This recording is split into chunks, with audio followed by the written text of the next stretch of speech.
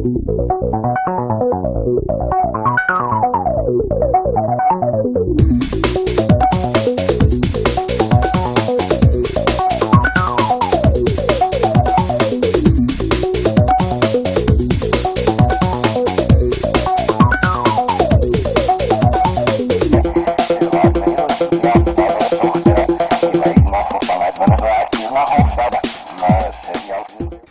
aí, gente, que tal? Tudo bem? Meu nome é Fernando. Hoje nós vamos ver a aula Substâncias Inorgânicas, Glicídios e Lipídios. Mas antes vamos fazer uma abordagem para você diferenciar o que são compostos inorgânicos e o que são compostos orgânicos, onde estão inseridos os glicídios e os lipídios. Muito bem. Tudo isso para a gente poder entender célula. A célula, formada por membrana, por citoplasma, por núcleo, é uma estrutura viva, uma unidade biológica, que é formada por substâncias químicas. Essas substâncias químicas estão distribuídas pelo planeta no mundo inorgânico e no mundo orgânico. Mas o que seria o mundo orgânico? O que seriam as substâncias orgânicas e o que seriam as substâncias inorgânicas? As substâncias orgânicas seriam aquelas normalmente formadas pelo carbono. Já as substâncias inorgânicas são encontradas naturalmente na natureza. Vamos nos aprofundar um pouco nas substâncias inorgânicas. Começaremos pela água. A água é uma molécula maravilhosa. Se apresenta no estado líquido, no estado gasoso, no estado sólido e no estado plasmático. No estado plasmático. A água é formada por hidrogênios e oxigênios. O oxigênio tem carga negativa, o hidrogênio carga positiva. E essa maravilhosa combinação permite com que a água apresente então dois polos, um positivo e um negativo. Isso permite com que a água desenvolva uma das principais propriedades dela, que é a de ser um solvente. E ela ganha a capacidade, ganha a notoriedade de ser o solvente universal. O que seria então o solvente universal? Pois é, pela propriedade de ter um polo positivo e um polo negativo, a água consegue se misturar com substâncias positivas e substâncias negativas. Ou seja, ela consegue se misturar com praticamente tudo na natureza, à exceção de algumas substâncias orgânicas, como os óleos, por exemplo, as gorduras. Uma outra característica importante é o controle da temperatura realizado pela água. Você já deve ter percebido que quando está correndo, começa a suar. O nosso corpo, trabalhando em alta velocidade, em alto metabolismo, ele aquece, ele começa a aquecer muito. E a água, então, começa a baixar a temperatura. Suar é bom, suar é importante por causa disso. A água, então, devido à sua propriedade de alto calor específico, ela consegue, então, roubar o calor da nossa pele, do nosso corpo, e dissipar quando ela se evaporar. Então, toda vez que a gente está suando e começar a evaporar, em outras palavras, significa dizer o quê? Que nós estamos perdendo calor levado pela água e baixando a nossa temperatura. E assim a gente não vai passar de 50 graus, 100 graus Celsius e vai permanecer vivo. Uma outra coisa importante é que a água participa dos metabolismos. O que significa dizer participa dos metabolismos? A água entra e sai de reações químicas. Por exemplo, a fotossíntese. Observe que o gás carbônico está reagindo com a molécula d'água aqui em vermelho e vai produzir glicose mais oxigênio. Só quero que você perceba que a água entrou na reação, forneceu hidrogênios e oxigênios para todas essas substâncias que estão aqui. Muito bem. A reação da respiração é parecida com a da fotossíntese, só que é o contrário. A glicose agora vai reagir com o gás oxigênio e vai produzir gás carbônico. E a água mais energia, que na química a gente chama de ATP. Bem, percebam que a água na reação da fotossíntese entrou e na reação da respiração saiu. E essa é a dinâmica da água. Uma hora participando como reagente, uma hora sendo produzida como produto. E por isso ela é importante no metabolismo, nas reações químicas da célula. Posso dizer que a água é fundamental à vida.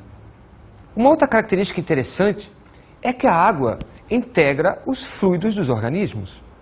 Que fluidos seriam esses?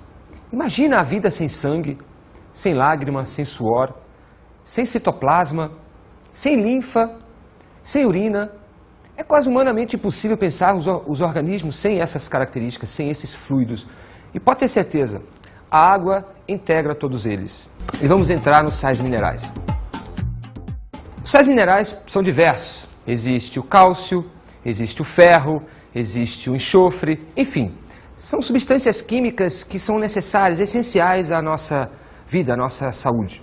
O cálcio integra várias funções essenciais à nossa vida. Não existe contração muscular sem cálcio. Não existe impulso nervoso sem cálcio. Não existe coagulação sanguínea sem cálcio. E não existe ossos, nem unhas, nem cascos, nem cabelo, nada sem cálcio. Então, essas 4 funções básicas tornam o cálcio extremamente importante. Curiosidade, então nós temos que tomar leite todos os dias durante o nosso desenvolvimento, porque nós temos que formar nosso sistema nervoso, temos que formar nossos músculos, temos que formar nossos ossos e temos que ter um processo sanguíneo, uma coagulação perfeita e aí nos desenvolvermos, ficarmos adultos. O ferro é outro mineral importante. Ele está envolvido com a nossa formação do sangue, a hemoglobina. Veja só o exemplo. Essa aqui é a molécula de hemoglobina. Quero que vocês prestem atenção para este átomo aqui, ó. Próxima figura vai mostrar que esse átomo é o ferro, envolvido com aminoácidos. Isso aqui é uma proteína de grande peso molecular, onde o ferro está agregado, está inserido aqui no centro, formando na química ou na bioquímica o que nós chamamos de radical M. Muito bem, é aqui que o oxigênio, né, vai reagir, vai se juntar, para que a hemoglobina possa transportá-lo pelo sangue, né, para distribuir pelas células de um modo geral. O sódio e o potássio são outras 2 importantes substâncias minerais envolvidas com a vida da célula. São muito importantes, mas muito mesmo. Olha só que interessante. Ambas estão envolvidas com os processos energéticos da membrana citoplasmática. O neurônio, aquela célula do sistema nervoso, quando ela tem que gerar impulso, quem vai fazer isso acontecer é justamente o entra e sai de sódio e potássio na célula. O entra e sai de sódio e potássio através da membrana citoplasmática. A dinâmica dessas 2 substâncias, desses 2 minerais, faz com que as cargas elétricas da membrana citoplasmática se alterem a todo momento, gerando impulso elétrico. É elétron que vai, elétron que vem, é uma maravilha. Uma outra importância é que o sódio e o potássio também estão envolvidos com a manutenção da água na célula. Ou seja, eles participam, eles ajudam a não perder água. O magnésio está compondo a clorofila, uma molécula química muito parecida com a hemoglobina, aquela que a gente acabou de ver com o ferro compondo o sangue. Só que a clorofila está compondo os cloroplastos, sem complicar muito. A clorofila está presente nas folhas dos vegetais e ela é responsável, por exemplo, pela fotossíntese, que é responsável pela produção do gás oxigênio. Sem a fotossíntese não tem oxigênio na natureza para nós, os seres vivos que precisamos dele, sobrevivermos. A clorofila está aqui, ó, proteína formando a clorofila e o magnésio no centro. Não é muito parecido com a hemoglobina que nós acabamos de ver agora, onde o centro era composto pelo mineral ferro, que vai compor o sangue? Aliás, deixei de falar, o sangue é vermelho por causa do ferro, né? Legal, né? Agora nós temos a clorofila com o magnésio, e é justamente o magnésio que vai dar aquela coloração verde à clorofila e verde aos vegetais, às folhas. Olha só que maravilha, esse mineral está envolvido com a fotossíntese. Sem ele não existe essa reação, sem ele não vai existir oxigênio nem compostos orgânicos. É muito importante isso. Um outro mineral importante, um outro mineral essencial é o fósforo. O fósforo está envolvido com a composição do DNA. Simples. A molécula onde estão todos os nossos genes, onde estão todas as nossas características hereditárias, as nossas informações genéticas. O fósforo vai integrar cada pedacinho do DNA, cada pedacinho do gene. Eu posso dizer, posso ser radical, que sem fósforo tu não forma o teu DNA, você não forma o RNA, logo você não tem como organizar suas características, não tem como manter seus genes e não tem como se organizar a vida. Olha só, um fósforozinho. Coma peixe, viu? Coma peixe, é importante. Vamos agora sair do grupo, né, das substâncias inorgânicas e entrar no mundo orgânico, no mundo dos carboidratos, dos lipídios, das proteínas, dos ácidos nucleicos, das vitaminas. Tudo bem? Vamos falar um pouquinho sobre os açúcares. Suas principais funções são energética e estrutural. Vamos falar um pouquinho da função energética. As células precisam funcionar, precisam realizar reações químicas, precisam respirar, precisam etc. E de onde vem a energia para esse funcionamento todo? De substâncias químicas. Que substâncias químicas são essas? Os carboidratos ou glicídios. É a mesma coisa, é uma nomenclatura. Então eu posso dizer que a primeira opção que uma célula tem para gastar energia, essa primeira opção sempre vai ser um carboidrato. Por que tu fala primeira opção? Tem segunda opção, Fernando? Tem. Os lipídios e as gorduras. Só quando não tiver glicose no sangue, ou um composto, um carboidrato, é que a célula vai então utilizar os lipídios. A principal molécula energética dos carboidratos é a glicose. Sem dúvida nenhuma, é a substância química mais utilizada pelas células. Comemos para conseguir energia. Comemos o quê? Comemos carboidratos. Comemos a bolachinha para conseguir energia. Onde está essa energia? Está no amido que compõe a bolacha. Mas que parte do amido? Na glicose. Uma molécula de amido é formada por centenas e centenas de glicoses. Quando esse amido é quebrado, as glicoses ficam soltas e então a célula utiliza. Ela vai pegar cada uma dessas glicoses e vai misturar com gás oxigênio e dali vai sair a energia. Função estrutural. Função estrutural significa dizer que os carboidratos também podem compor parte da célula. Por exemplo, integram a membrana citoplasmática das células, formando nos animais, por exemplo, o glicocálix. Ou ainda, não precisa ser só a célula, pode ser o corpo inteiro, como no caso do esqueleto dos insetos, o exoesqueleto. Vamos falar daqui a pouco um pouquinho mais de cada um desses exemplos, tá? Os carboidratos são encontrados basicamente nos vegetais, mas existem também carboidratos nos animais. Mas a maior parte deles se encontram nos vegetais. Vou te dar exemplo logo dos animais. Tu encontra carboidratos ou glicídios no leite e no mel, mas maciçamente nos vegetais. Toda vez que você está comendo um tomate, uma alface, um grão de trigo, uma soja, sei lá o que de origem vegetal, tu está ingerindo carboidratos. Comida brasileira, arroz, feijão, saladinha de maionese, com a saladinha de tomate. Essa mistura, né, fantástica, é rica em carboidratos. A proteína está ali no bifinho. Quanto à classificação, os carboidratos podem ser divididos em 3 grupos. Os monossacarídeos, os oligosacarídeos e os polissacarídeos. Os monossacarídeos são aquelas moléculas pequenininhas, os menores açúcares, aqueles que não podem mais ser divididos em nenhum. Eu posso dizer que os monossacarídeos são as unidades dos glicídios, dos carboidratos, a menor parte de um açúcar. Veja alguns exemplos. Glicose, frutose e a galactose. São exemplos de monossacarídeos encontrados nas seguintes condições. Glicose e frutose, muito comuns nos vegetais de um modo geral. A frutose, muito comum nas frutas. A glicose, muito comum no açúcar, esse que a gente come, com café, com leite. E a galactose, olha o nome, lactose, galactose, é o açúcar que vai, junto com o outro lá na frente que a gente vai ver, formar o leite, tá? Você quer ver a forma de um monossacarídeo? Esta estrutura é a glicose, ela é um monossacarídeo. A mesma glicose que está integrando a bolacha. Pois é, tu está comendo glicose, tu está comendo essa estrutura. Os oligosacarídeos são as moléculas de médio porte, de tamanho médio. Eles são formados pela união de alguns monossacarídeos. De 2 até cerca de 10 monossacarídeos compõem um oligosacarídeo. Os mais famosos oligosacarídeos são os disacarídeos. Entre os disacarídeos se destacam, por exemplo, a sacarose, a maltose e a lactose. A lactose é o açúcar do leite. Fernando, mas você acabou de falar que é a galactose? Não. A galactose mais uma glicose vão formar então a molécula da lactose.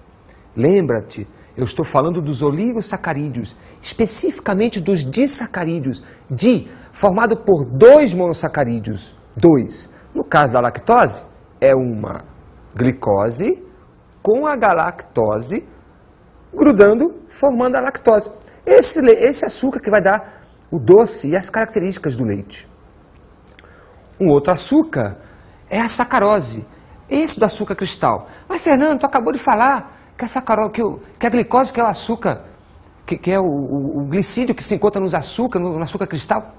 Calma. A sacarose é um oligosacarídeo do tipo disacarídeo, formado pela união de dois monossacarídeos. Uma glicose mais uma frutose, grudando, formando a sacarose. Aí, algum industrial vai ficar rico vendendo o açúcar, que vem da cana, vem da beterraba. Um outro açúcar, e esse as mulheres odeiam, é a maltose. Por que mulheres? Porque a maltose é o açúcar mais comum do alimento. É a maltose ou é a glicose, Fernando? Olha só, a maltose é formada por duas glicoses. A glicose praticamente não existe solta na natureza. Ela está na forma de amido, ela está na forma de maltose, de sacarose, mas ela dificilmente se encontra nua e crua. Então eu posso dizer para ti que quando eu tenho duas glicoses juntas, eu tenho uma maltose. Porque quando tu estás comendo a bolachinha, na verdade tu está comendo amido, o amido depois vai ser quebrado em maltoses, e as maltoses depois em duas glicoses. Então, na verdade, é a glicose que você está consumindo, mas a glicose na forma de maltose, e antes na forma de amido. Entenderam então? Oligosacarídeos se destacam os disacarídeos, formando pela união de dois monossacarídeos. Reparam o que é comum? Repararam?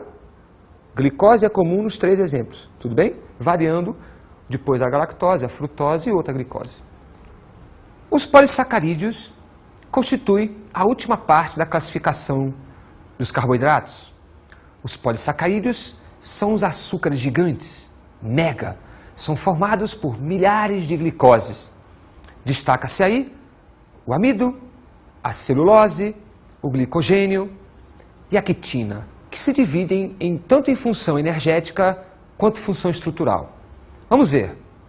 Amido é a substância de reserva, é o açúcar de reserva dos vegetais. Quando você come uma mandioca, uma batatinha, tu estás comendo ali amido, tu está comendo ali a substância de reserva daquele vegetal. Mas também quando tu comes um vegetal, tu está destruindo ele, tu está quebrando a célula. E o que constitui a célula vegetal, especificamente na estrutura chamada parede celular, é a celulose. Isso mesmo, a mesma celulose que você tanto ouve falar das indústrias de papel. Eles matam o vegetal, tiram da natureza, passam por um processo sofisticado e aí se obtém o papel de celulose, em outras palavras, da parede celular dos vegetais. Um outro exemplo é o glicogênio. Só que agora o glicogênio está presente nos animais. É a substância de reserva dos animais, muito encontrado e bastante armazenado no fígado, mas também pode ser encontrado nos músculos. Quando o teu corpo tem uma falência, tem uma deficiência de glicose por falta de comida, o corpo utiliza então o glicogênio, né, que está tanto nos músculos quanto no fígado. E o último exemplo, também presente nos animais, é a quitina. Essa substância, esse açúcar, né, estrutural, semelhante à celulose, só que aqui vai compor o esqueleto, né, o famoso exoesqueleto dos insetos, né, dos artrópodes de um modo geral. O que seria um lipídio? Existem os óleos, existe o famoso colesterol. Os lipídios, então, constituem-se num grupo, né, de substâncias químicas que tem como característica, né, que na química são chamadas de organolépticas. Mas, enfim, tem características de graxa, lubrificantes. Quimicamente, o conceito de um lipídio é a união de um álcool ou mais de um ácido graxo, formando um éster. É devido aos ácidos graxos é que os lipídios têm essa característica lubrificante. Vejam a imagem da reação, então, de um álcool com um ácido graxo.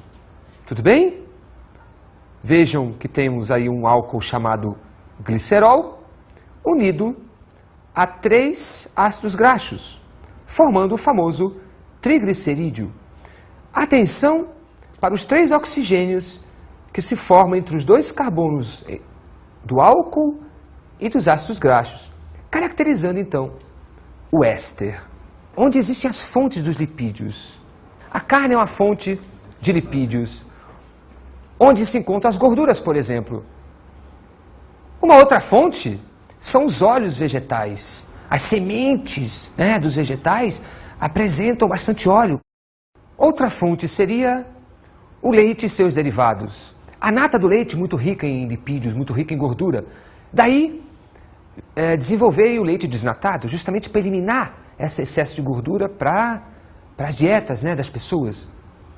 Os mariscos também são bastante ricos em lipídios, principalmente no colesterol. Cuidado, pessoas cardíacas. Camarão é rico em colesterol. Daqui a pouco a gente vai falar sobre ele. Os lipídios são classificados em 3 grupos. Lipídios simples, lipídios de cadeias abertas. Por exemplo, os triglicerídeos. Os lipídios complexos ou conjugados. Aqueles formados por álcool, ácido graxo e qualquer outra substância agregada, uma proteína, um açúcar. E os esteroides? Bem, os esteroides seriam os lipídios de cadeia fechada, ou caracteristicamente de cadeia fechada, onde se insere o colesterol. Vamos falar um pouquinho agora de cada um. Lipídios simples. Os lipídios simples se destacam em 2 subgrupos: glicerídeos e cerídeos. Os glicerídeos têm esse nome devido ao seu álcool constituinte, o glicerol. Quando eu tenho um glicerol mais os ácidos graxos, eu componho um glicerídeo. Os exemplos de glicerídeos são as gorduras e os óleos. As gorduras normalmente são saturadas e os lipídios do tipo óleos insaturados. Os cerídeos constituem-se o último grupo dos lipídios simples. E ali se encontram as ceras, de um modo geral, tanto de origem animal quanto de origem vegetal. Tudo bem? Cera de ouvido, cera de abelha, de origem animal. E as ceras que revestem a uva, por exemplo, de origem vegetal. Os esteroides têm a fama por causa do seu principal integrante, que é o colesterol. O colesterol, gente, é uma molécula que quando se junta com uma proteína, vai se transformar numa glicoproteína e que na mídia hoje em dia é conhecida como colesterol bom e colesterol ruim. Colesterol bom chamado de HDL e o colesterol ruim de LDL. Tranquilo? Cuidado com o colesterol ruim porque ele se acumula nos vasos e pode então causar problemas cardiovasculares. Os lipídios complexos destacam-se aí os fosfolipídios e as glicoproteínas que acabamos de falar dos esteroides aqui, do colesterol. Não vamos confundir. Quando o colesterol se junta com uma proteína, eu deixo de ter apenas ácidos graxos e álcool e passo a ter também um componente diferente, que é a proteína. Então, quando eu tenho colesterol mais proteína, eu formo uma glicoproteína e aí nesse momento eu tenho um lipídio complexo. Se eu só tiver o colesterol, eu tenho um lipídio do tipo esteroide. Se eu tiver o colesterol misturado com proteína, eu tenho um lipídio complexo, o famoso HDL e o LDL. Os fosfolipídios têm uma organização toda especial. Eles são conhecidos como lipídios alfinete porque eles têm a cabeça, né? A cabeça do lipídio, que é formado por fósforo e o álcool, onde estão grudados 2 cadeias de ácidos graxos. Esses lipídios é que vão compor a membrana citoplasmática. A cabeça do lipídio, fosfolipídio, é chamada de polar. E os ácidos graxos de apolar. Traduzindo, essa região aqui, a região polar, pode se misturar, pode se associar com água, mas a apolar não. Isso é muito importante para o mecanismo de transporte de substâncias através da membrana citoplasmática.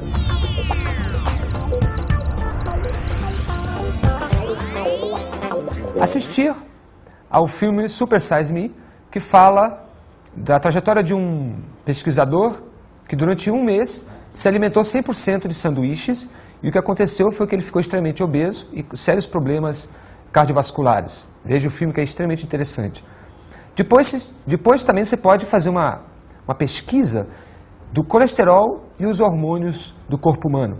Vai lá que tem muita coisa interessante para você ver a importância do colesterol. Monte uma tabela da sua alimentação do dia a dia, durante uma semana ou um mês, e veja o que você mais come e veja se você vai ter tendência para engordar ou permanecer como está hoje. Tá legal? Até mais e a gente se vê.